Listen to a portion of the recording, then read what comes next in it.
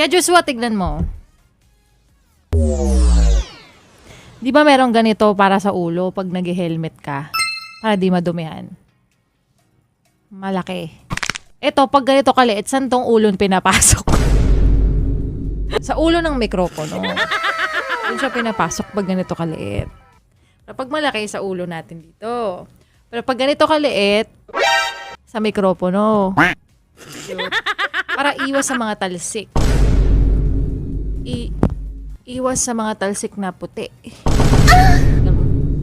Mga ganun. Para di madudumihan, di ma-infection yung loob ng mikropono. Pag ganito kaliit ang shower cup, saan ulo nilalagay? Saan ulo? Bastos mo talaga. Sa ulo ng mikropono.